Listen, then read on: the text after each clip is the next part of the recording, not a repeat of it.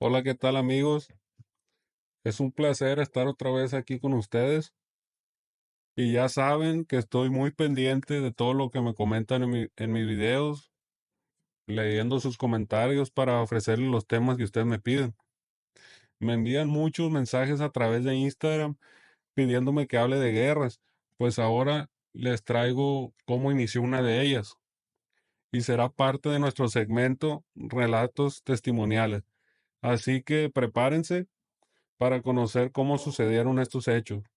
En las tristes páginas de la historia del crimen organizado en México surgió un conflicto que ha dejado una huella permanente en Ciudad Juárez y en muchas zonas del país azteca, la guerra entre el cártel de Sinaloa y el cártel de Juárez. Este enfrentamiento, marcado por la violencia desmedida, derramamiento de sangre, tuvo raíces en Nabolato, Sinaloa.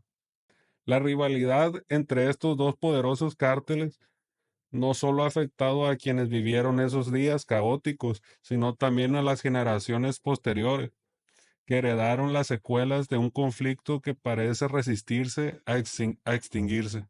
En este episodio vamos a explorar a fondo las razones detrás del surgimiento de esta guerra, desde las tensiones iniciales hasta los eventos que la desencadenaron.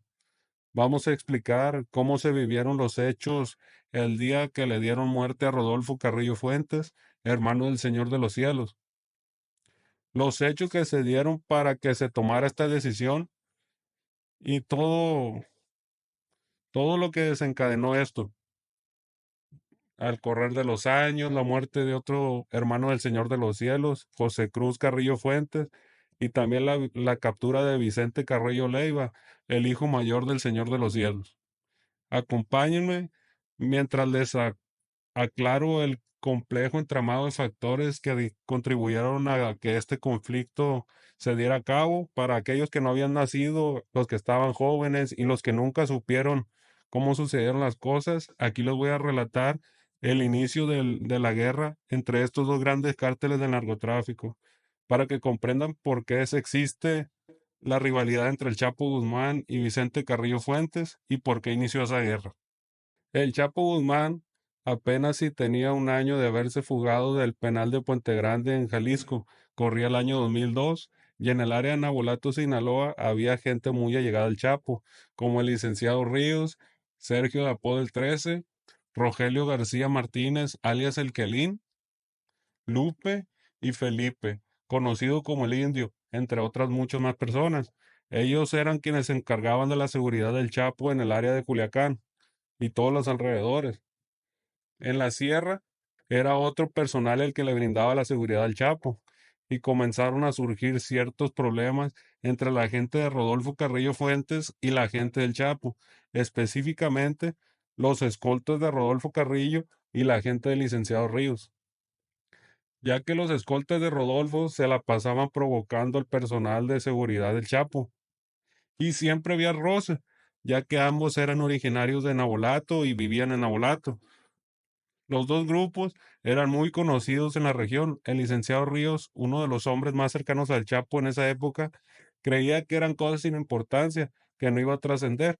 Pensaba que con una plática todo se iba a solucionar. Estaba en un grandísimo error. Hacia el 2003, las tensiones entre la gente del licenciado Ríos y los guardaespaldas de Rodolfo Carrillo, a quien también se le conocía como el Niño de Oro, y algunos otros le llamaban Rodolfillo. Aquí les voy a mostrar una foto de Rodolfo Carrillo Fuentes. Los problemas entre el licenciado Ríos y la gente de Rodolfo Carrillo ya se habían arraigado. En ese periodo se escuchaba con frecuencia a Rodolfo y su círculo cercano se expresaban de manera muy despectiva del Chapo, generando constantes enfrentamientos verbales, y como todos estaban armados, en varias ocasiones la situación estuvo al borde de desencadenar un tiroteo entre ambos grupos, ya que se ponían los rifles de punta. En una de esas ocasiones, en un festejo en Nabolato, estaba un miembro de la familia Carrillo, y al lugar llegó un pistolero del licenciado Ríos, y ahí se hicieron de palabras, se hicieron una discusión, se convirtió en un altercado y terminó en un serio problema. Las cosas iban de mal en peor, siempre creciendo el problema, y al poco tiempo Rodolfo ordenó dar de baja a Rogelio García Martínez, alias el Quelín, uno de las personas más cercanas al Chapo Guzmán, que era del rumbo de Nabolato, y tenía bajo su mando un grupo de pistoleros al que le decían los Quelines, muy populares en aquellos tiempos. El Chapo no iba a dejar pasar esa ofensa, pero quería solucionar las cosas tranquilamente. Como consecuencia de esto, en ese mismo año, el Chapo, el Mayo, Vicente Zambada, Juan Guzmán Rocha y el licenciado se reunieron. Durante esa reunión se acordó que el Mayo se encargaría de entablar las conversaciones con Rodolfo Carrillo y su hermano Vicente Carrillo para resolver las problemáticas que estaban existiendo, porque Rodolfo ya había comenzado a matar gente del Chapo.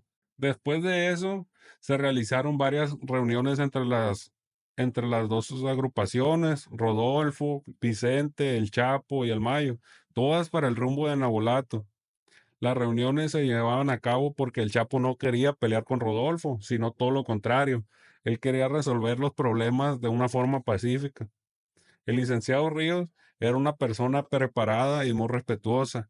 Él quería que todo se solucionara para evitar el confrontamiento. Decía, qué buena fregadera.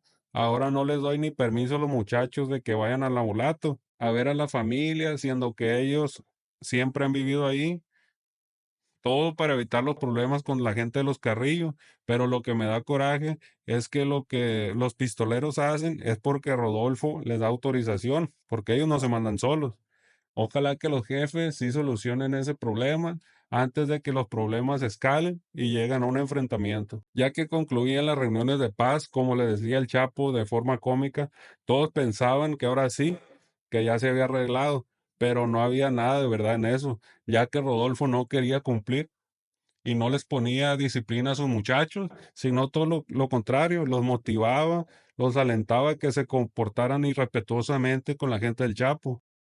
Eso daba lugar a que se reunieran de nuevo todos para volver a quedar, que todos pondrían de su parte para parar las broncas. Algunas veces el Chapo le llegaban reportes de información. De hecho, hasta grabaciones le mostraban donde la gente de Rodolfo siempre se expresaba de una manera muy ofensiva en contra de él y en contra de su gente.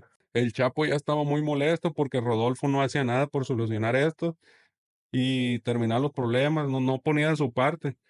Hubo una reunión donde estuvieron el Chapo, el Mayo, Juan José Esparragosa, el Azul y los hermanos Rodolfo y Vicente Carrillo Fuentes. Ahí Rodolfo demostró que él no quería estar en paz, que lo que él quería era pelear con el Chapo.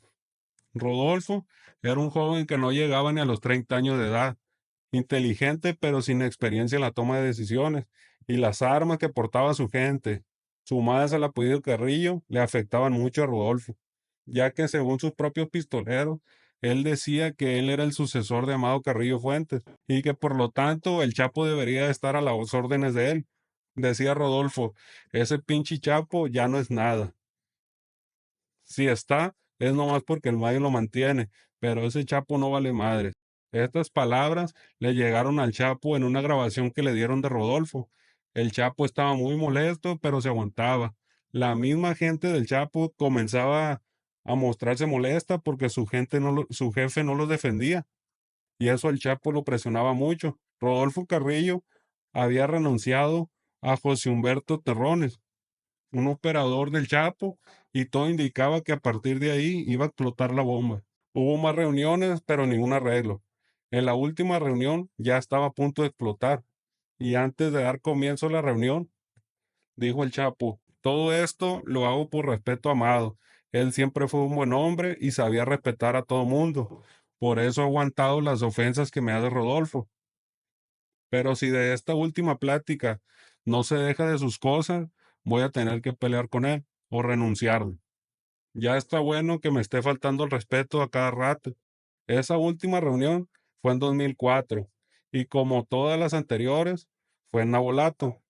De ese último encuentro, el Chapo salió más que furioso. Ya no quedaba duda que a Rodolfo no le importaba la paz. Toda la reunión se la pasó ofendiéndolo, demostrando que lo que él quería era pelear. Al final de la reunión, A la hora de despedirse, el Chapo le extendió la mano a Rodolfo y Rodolfo lo dejó con la mano estirada. Hasta ahí llegó la paciencia del Chapo y tomó la decisión de eliminarlo. A los pocos días de esa reunión, el licenciado Ríos le informó al Chapo que Rodolfo y su gente seguían en el mismo plan, pero ahora retando aún más y amenazando a la gente del Chapo para que ya no pisaran a Volato. En otra reunión después, pero ya sin los Carrillo, tomaron la decisión definitiva. Dijo el Chapo, esto lo vamos a arreglar con las armas. Esto ya no tiene arreglo. Estos muchachos se han burlado mucho de mí, se ha reído, igual que Vicente Carrillo, y no hicieron nada por arreglar el problema tan sencillo que es. Le dijo al Mayo que él ya no iría a ninguna plática y le pidió su consentimiento para matar a Rodolfo. Le expuso toda la situación y le dijo que él iba a buscar a Rodolfo para acabar con él. El Mayo le dijo que él se sentía mal, ya que él hubiera deseado que todo se arreglara, pero que él sabía y le constaba que el Chapo había puesto todo de su parte para solucionar el problema, pero Rodolfo y Vicente no habían querido arreglar. El Mayo se ofreció a ayudarlo, ya que él vio que, que el Chapo tenía la razón y que los que habían ocasionado el problema era Rodolfo y su gente. El Chapo le dijo que lo dejara solo, que él mejor no se metiera, que le agradecía mucho la disposición, pero él sabía que él había tenido una muy buena amistad con Amado y que seguía teniendo una muy buena relación con toda la familia Carrillo y que no quería que por culpa de él se rompiera esa amistad.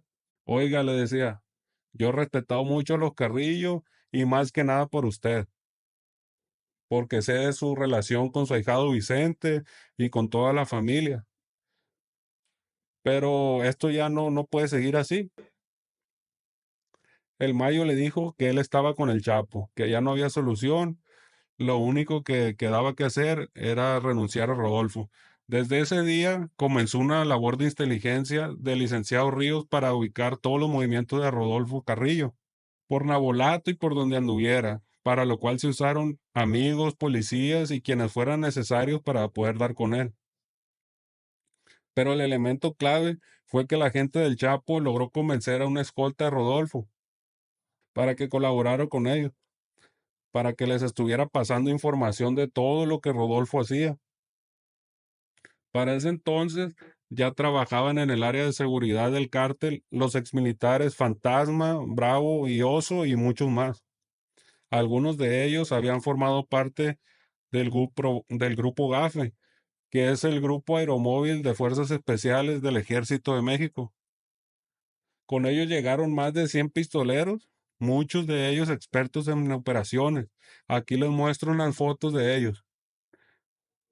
Fantasma, Bravo y Oso. Así se dio inicio a la operación para ejecutar a Rodolfo Carrillo Fuentes. Se adquirieron camionetas blindadas, una de ellas era una Chevrolet Silverado azul de transmisión automática que se le modificó y se hizo transmisión estándar. También se le acondicionó una caja de redilas blindada, por supuesto.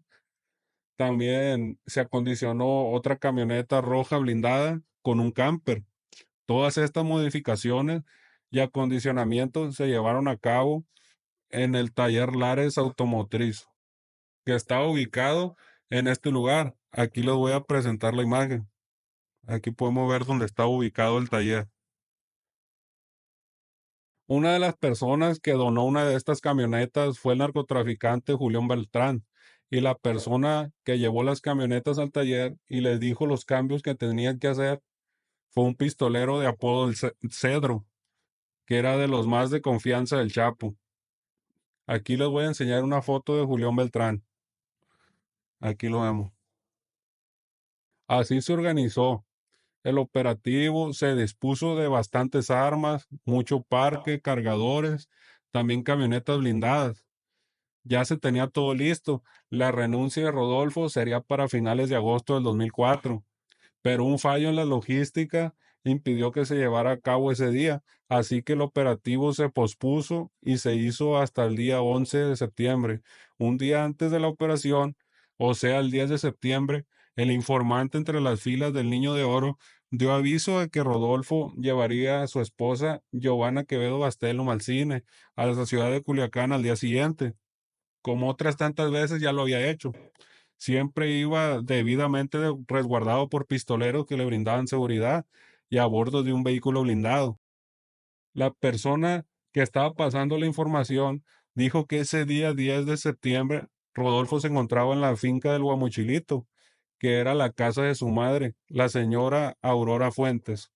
Pero al día siguiente Rodolfo y su esposa acudirían a ver una película en el Cinépolis de Culiacán. También informó que haría un pequeño grupo de seguridad, como siempre al mando del comandante Pedro Pérez López, y que Rodolfo iría en un automóvil blindado de color blanco. Así todo se dispuso para que el día siguiente, 11 de septiembre del 2004, se llevara a cabo la ejecución de Rodolfo. Ese día estaba listo el grupo El Bravo, el grupo de Chapito Lomas y el grupo El 13. Todos se encontraban en posición y por radio le llegaban los informes al Chapo de todo lo que estaba sucediendo, ya que él había ordenado que se le diera aviso a cómo se fueran dando los hechos. Todos los equipos reportaban que estaban en posición. El Bravo le habló por radio al secretario del Chapo y le dijo que ya el operativo estaba en marcha, que solo estaban esperando que Rodolfo saliera de la plaza. El Bravo ya tenía un muchacho dentro del cine que tenía plenamente identificado a Rodolfo y a su mujer y la forma en la que iban vestidos. Él era el que les iba a informar a los pistoleros que se encontraban en el estacionamiento cuando Rodolfo fuera a salir al estacionamiento por la puerta de la plaza. En tanto, los pistoleros que estaban afuera ya tenían ubicado el vehículo en el que andaba Rodolfo. Por el informante que les había dado las señas de este, así confirmaron los pistoleros del Chapo que efectivamente el vehículo estaba blindado. Ya todo estaba listo. El único problema era que Rodolfo tenía gente fuera que lo estaba cuidando. Y ahí estaba el comandante Pedro Pérez López, que era el jefe de seguridad de Rodolfo Carrillo. El comandante Pérez López había sido encargado del Departamento de Investigaciones de la Policía Judicial, pero se había separado de su cargo y ahora el que le pegaba era uno de los líderes del cártel de Juárez, Rodolfo Carrillo Fuentes, aunque también recibía su cheque por parte de la policía judicial, ya que el comandante estaba en licencia con goce de sueldo. El muchacho que tenía el Bravo dentro de la plaza les avisó por teléfono que Rodolfo iba saliendo al estacionamiento. En cuanto el Bravo y los demás pistoleros lo identificaron, se le fueron acercando, y ya que Rodolfo había dado algunos pasos fuera de la plaza, le abrieron fuego desde tres ángulos distintos. El Bravo corrió hacia Rodolfo. Rodolfo cayó al suelo herido y trató de resguardarse. El Bravo lo estaba viendo y al momento de dispararle se le trabó el rifle. Los escoltas de Rodolfo le estaban disparando al Bravo y él también tuvo que cubrirse. Como el rifle no le funcionó, le pidió el rifle al pistolero que estaba a un lado de él. Así el Bravo se tiró al suelo para cubrirse de las balas y como no pudo acercarse a Rodolfo, ya que Rodolfo estaba del otro lado del automóvil, el Bravo le disparó a Rodolfo por debajo del automóvil. Así le dio en el pecho y en el rostro y se aseguró de que estuviera dado de baja. Rápidamente se levantó, los demás pistoleros lo cubrieron para que se subiera a la camioneta y emprendieron la vida. El Bravo quería llevarse el cuerpo de Rodolfo, pero no pudo. Pero esa acción del Bravo le valió convertirse poco a poco en el jefe de seguridad del Chapo y jefe de todos sus pistoleros. El encargado de las comunicaciones del Chapo, es que estaba siguiendo todo el desarrollo del operativo por el radio, se acercó con su jefe y le dijo, oiga, dice el Bravo que ya quedó todo, pero que la esposa de Rodolfo iba muy pegada a él y no se pudo evitar que recibiera algunos impactos. No se sabe si murió o solamente está herida. El Chapo se molestó mucho por lo de la señora y dijo, ni modo, a veces pasan estas cosas, lo bueno es que sí renunciaron a Rodolfo, que era lo importante. Las comunicaciones por el radio seguían fluyendo, pero un poco más sobresaltadas. Las voces dijeron que el comandante Pedro Pérez López también y su gente también habían disparado las armas contra gente del Bravo, que se repelió la agresión, se pidió apoyo, inclusive a la policía judicial. El comandante estaba herido, pero no había muerto. Estaban llegando bastantes patrullas a reforzar al de la judicial. Todos los pistoleros del Chapo se estaban retirando, se reportó de que todos estaban ilesos. En eso comenzaron una serie de persecuciones. Los que viajaban en la camioneta blindada de Redilas reportaron que lo seguía personal de la policía judicial a bordo de un automóvil sur. Después reportaron que se le sumó otra unidad de judiciales al sur y que ambos iban persiguiéndolos y disparándoles. La persecución se estaba suscitando entre la carretera de Culiacán a Culiacancito. Luego se metieron con un camino que da al borde de un canal y ahí seguían enfrentándose los pistoleros contra los judiciales, pero a los judiciales estaban llegando bastantes refuerzos. El Chapo le dijo a su secretario: háblale a mi compadre Mayo para que nos ayude con sus amigos de la judicial, que les diga que se retiren del lugar, que me haga el favor, dile inmediatamente. En otro hecho, simultáneo al otro, había otra persecución, pero esta era para el rumbo de la carretera de Limón de los Ramos, a las proximidades del seminario de Culiacán. Al igual, eran judiciales persiguiendo a pistoleros del Chapo. Para ese momento, ya por los radios no se escuchaba a los pistoleros hablando en un tono calmado, sino todo lo contrario. Gritaban y pedían ayuda. La gente del Bravo le hablaba a Cedro porque sabían que era uno de los que tenía las mejores armas y bazucas. Le gritaban por el radio pidiéndole ayuda. Cedro, Cedro, apoyo, apoyo, échanos la mano, vuélalo. Pero Cedro también estaba teniendo problemas en ese entonces con la judicial, ya que habían persecuciones y enfrentamientos en varios lugares. La judicial había pedido el apoyo del helicóptero de la corporación y desde el helicóptero les disparaban a los pistoleros. También pidieron el apoyo a la Policía Federal. Así sonaban los radios pidiendo ayuda.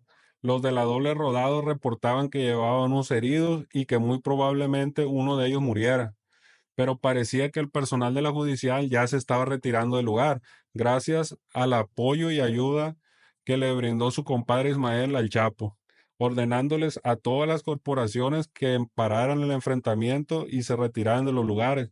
Si no, seguramente todos los pistoleros del Chapo que se encontraban en las balaceras habrían muerto. El Chapo le ordenó a su secretario: háblale al piloto, dile que lo vemos en la pista, que ya vamos para allá. Que se apure porque de seguro todo este sector se va a llenar de gobierno y no vaya a ser que buscando a los muchachos me encuentren a mí. El Chapo se encontraba en una finca de su propiedad en el sector norte de Culiacán, un lugar que se llama La Presita. La finca está al lado de la carretera. Aquí está la ubicación. Aquí les voy a mostrar las fotos. Por afuera de la finca, aquí la vemos detallada, la entrada y las coordenadas. Ahí era donde el Chapo estaba monitoreando toda la operación. Sin querer estaba quedando expuesto muy cerca de donde se habían dado los enfrentamientos y se estaba llenando de gobierno toda esa área. Por eso es que le dijo a su secretario que le hablara al piloto para moverse de inmediato, ya que toda el área se iba a calentar. Los amigos en el gobierno estaban reportando los hechos y decían que el gobierno andaba muy alborotado y que estaban saliendo elementos del ejército mexicano. Por eso el Chapo se movió rápidamente a la sierra. Vean cómo el Chapo había quedado muy cerca de todo el enfrentamiento, de todo el movimiento de gobierno. Aquí les presento el triángulo de dónde se dieron los hechos y dónde estaba quedando atrapado. Aquí pueden ver el triángulo y donde estaba el Chapo. El lugar de donde se despegó la avioneta del Chapo era la pista que está atrás del seminario de Culiacán. En ese entonces era una de las que más utilizaba el Chapo. Aquí les voy a mostrar las coordenadas y vean que estaba muy cerca de la finca donde estaba el Chapo, tan solo a 5 kilómetros de distancia. Al día siguiente, el día 12 de septiembre, comenzó a circular en las noticias y en todos los noticieros que habían asesinado al hermano del Señor de los Cielos. Lo que también estaba circulando, pero solo para algunas pocas personas del cártel, era que el comandante Pedro Pérez había solicitado al personal de la Policía Judicial adscrito al Departamento de Investigaciones que estuvieran cerca de Cinépolis, ya que él estaría con su jefe ahí, que necesitaba que estuvieran cerca por si se podía ofrecer para algo. El comandante Pedro Pérez no había mucho tiempo había pasado que había sido el encargado de este departamento, por eso era tan conocido por todo el personal operativo de la Policía Judicial. Por esa razón era que estaban tan cerca de la ejecución de Rodolfo, policías judiciales, y por eso alcanzaron a seguir a los pistoleros que huían en las camionetas blindadas, ya que estaban actuando no solo como policías, sino como pistoleros bajo las órdenes de Pedro Pérez. Por eso es que perseguían a la gente del Chapo con tanta intensidad. Después de los hechos del 11 de septiembre, hubo algunos ajustes de cuentas y murieron algunos policías de la judicial que brindaban apoyo a Pedro Pérez y a Rodolfo Carrillo. El comandante Pedro Pérez quedó herido en el lugar de los hechos y fue detenido. Lo trasladaron a un hospital para brindarle la atención médica y después fue trasladado a la Ciudad de México, quedando a disposición del ASIEDO, que era la Subprocuraduría de Investigación Especializada en Delincuencia Organizada.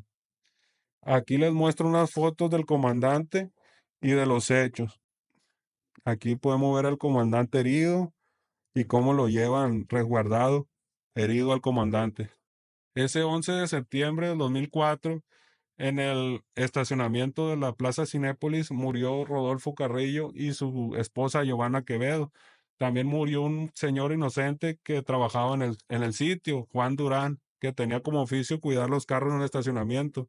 En los enfrentamientos, que duraron aproximadamente 2 horas, murió un pistolero, producto del intercambio de fuego con la judicial, y murieron otros 5 o 6 pistoleros en otra zona que ya se habían rendido a los elementos de la policía intermunicipal después de que los rodearon en unas tierras de cultivo.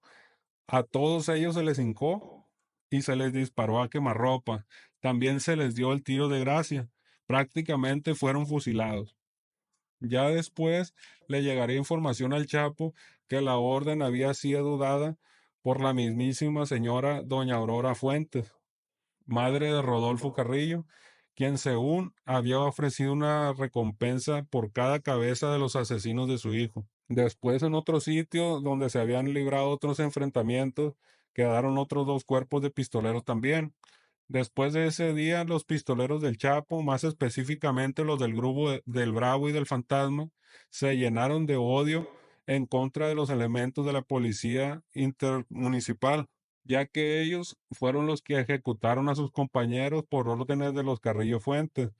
Ahí nació un problema que causaría varias muertes con el correr de los años, muchos enfrentamientos verbales. El fantasma era el terror de los intermunicipales y a cada rato los amarraba y los golpeaba, diciéndoles que se los quería comer a todos, que eran una bola de perros. Bueno, a los pocos días de la ejecución de Rodolfo, el director de la Policía Judicial, el comandante Jesús Antonio Aguilar Íñiguez, mejor conocido como Chuy Toño, renunció a las filas de la corporación, ya que se destapó que él sabía que el comandante Pedro Pérez López le brindaba seguridad a Rodolfo Carrillo. Y todo esto era solapado por Chuy Toño, ya que él también recibía sobornos de los Carrillo.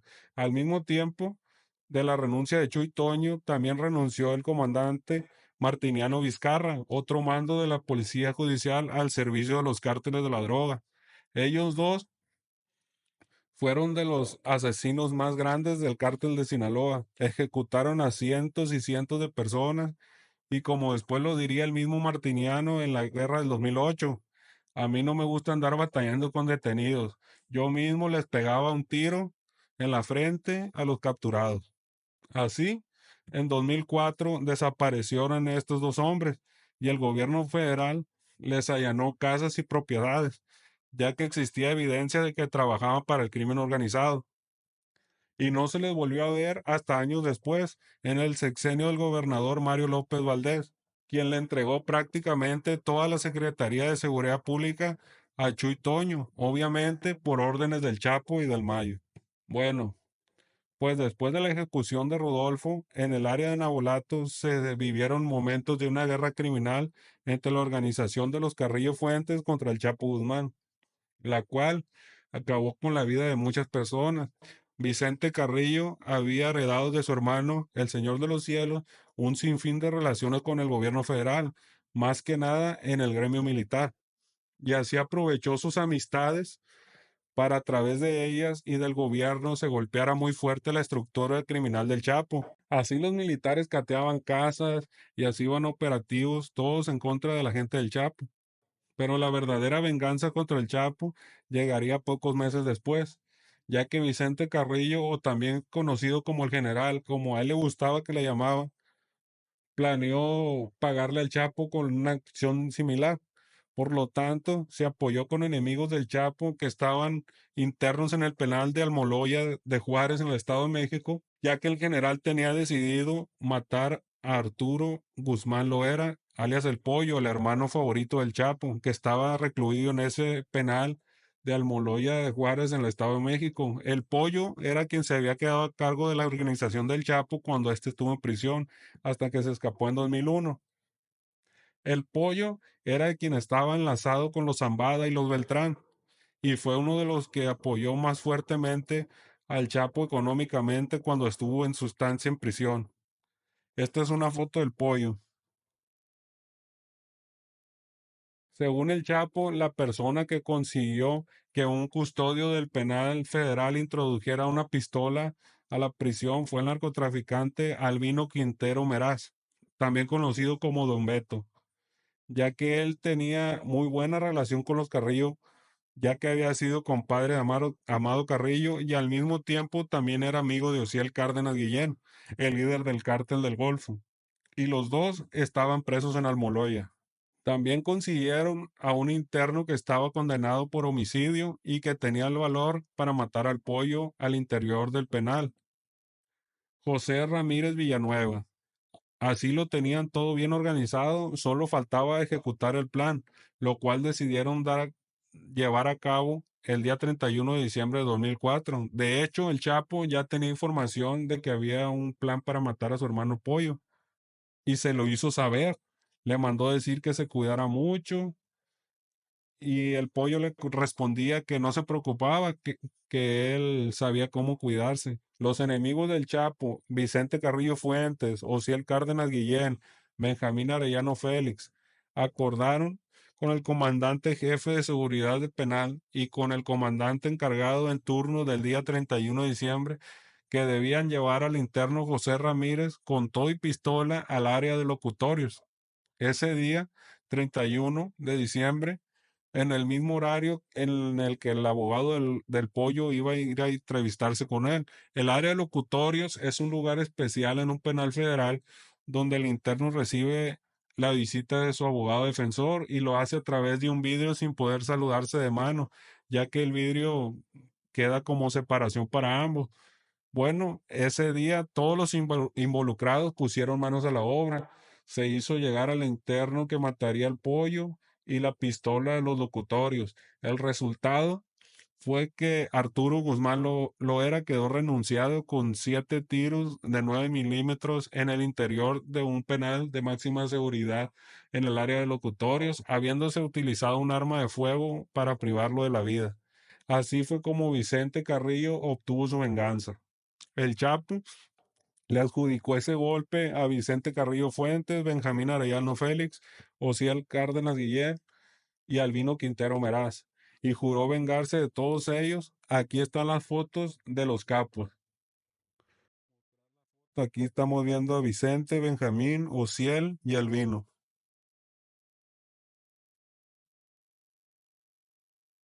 El general, el viceroy, seguía apoyándose de amistades en el ejército mexicano, así que en el 2005 tocó darle otro golpe al Chapo, pero esta vez a uno de los responsables directos de la muerte de Rodolfo, el licenciado Ríos, ya que él había sido el que tenía los roces directamente con Rodolfo y su gente. Se planeó un operativo militar que tenía como finalidad renunciarlo en un domicilio en el sector de Nabolato. Pero cuando los militares llegaron, el licenciado Ríos se encontraba con bastantes miembros de su familia, lo que imposibilitó a los militares para poder dar un fin al licenciado Ríos. Por lo tanto, tuvieron que aprenderlo.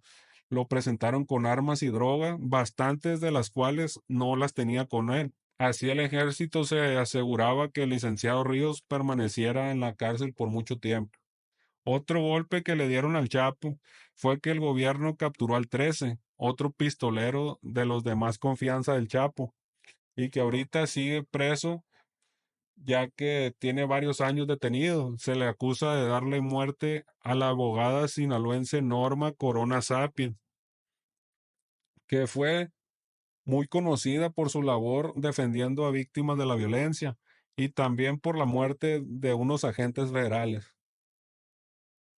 Así se fueron dando las cosas, golpe tras golpe, golpe de un cártel, golpe a otro cártel, algunas veces aprehensiones, otras veces daban de baja personal del cártel.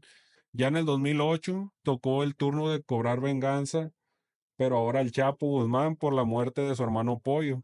Para ese entonces ya se estaba librando una guerra entre el cártel del Pacífico contra la Alianza Juárez, Zetas y el cártel de los Beltrán Leiva. La gente del Chapo ubicó a José Cruz Carrillo Fuentes, otro hermano de Luis Heroy. Lo ubicaron en el área de Nabolato y se le dio orden de buscarlo y de ir por él. Esta es una foto de José Cruz Carrillo.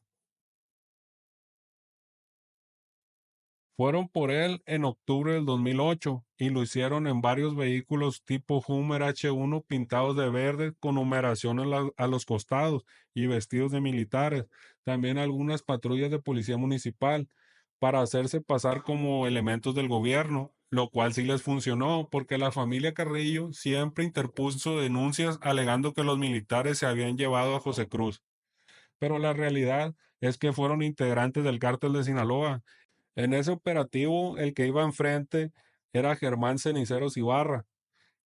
Él iba en la patrulla de municipal porque había sido director operativo de la Policía Municipal de Navolato, pero para ese entonces ya trabajaba para la organización del Chapo.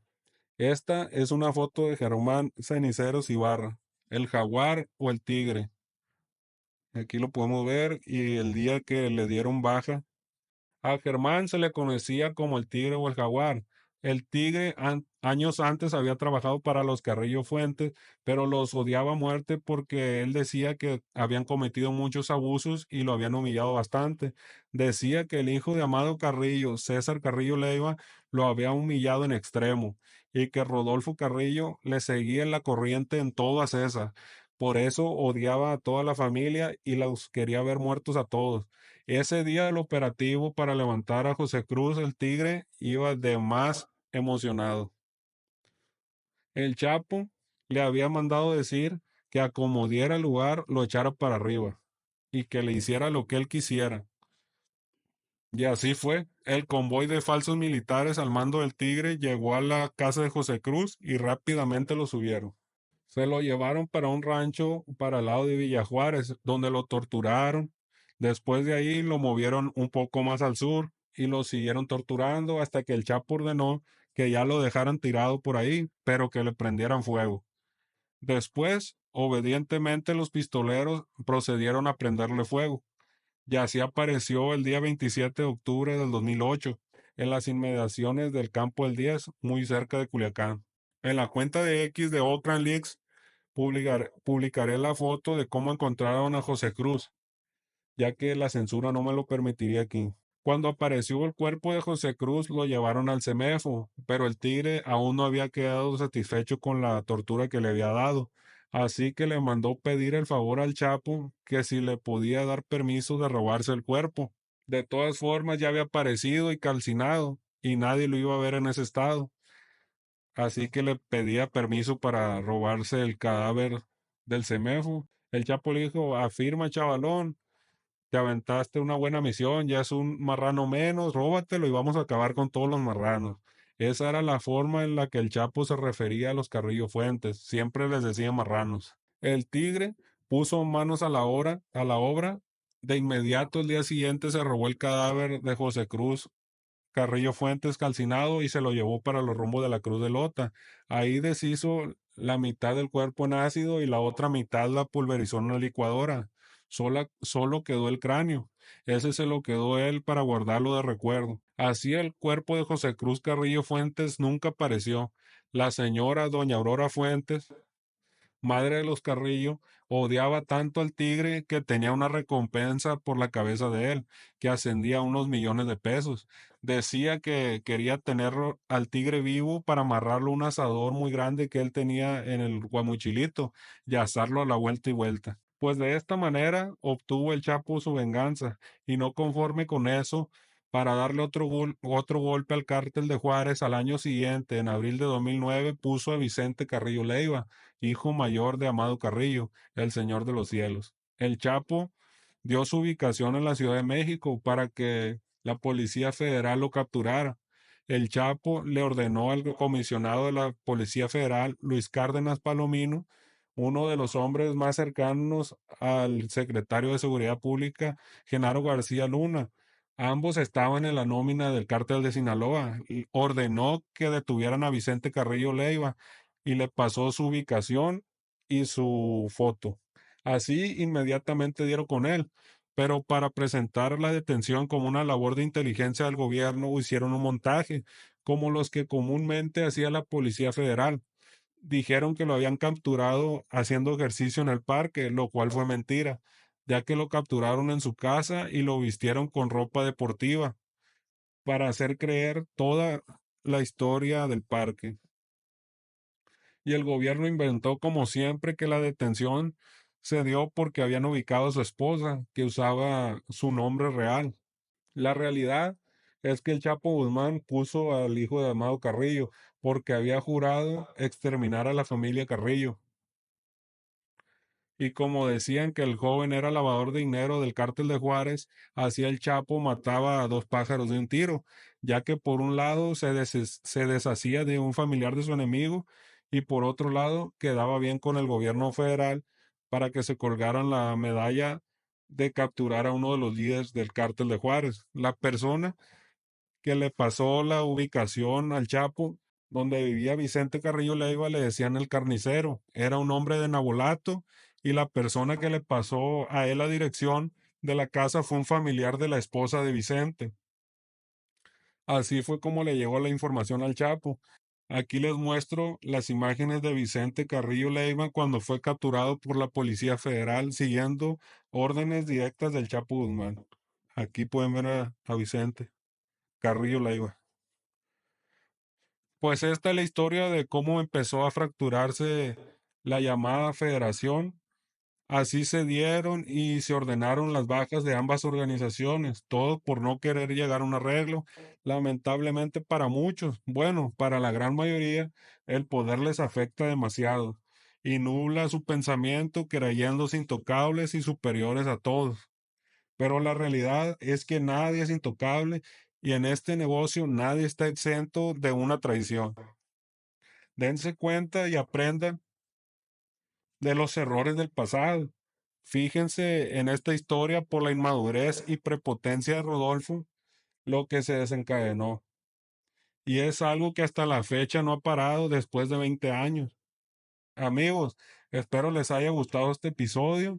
Ahora ya saben por qué inició la guerra del cártel de Sinaloa contra el cártel de Juárez. Más adelante hablaremos de esa guerra más a detalle y también en otro episodio les presentaré el arreglo que se hizo en 2015 entre miembros de los Carrillo Fuentes y los Damaso. Todo esto teniendo como intermediario al Mayo Zambada. Y la reacción que tuvieron a este arreglo los chapitos. Lo más cómico es que se hizo a causa de la famosa serie de televisión del Señor de los Cielos. Ahí también les platicaré de la muerte de César Carrillo, el hijo del Señor de los Cielos, y todos los problemas que había entre la familia Carrillo, entre Viceroy, entre César Carrillo y su hermano Vicente Carrillo Leiva, y como siempre pasa, todo es a raíz del dinero. No se pierdan el próximo episodio, ya que será la segunda parte y conclusión del Nini.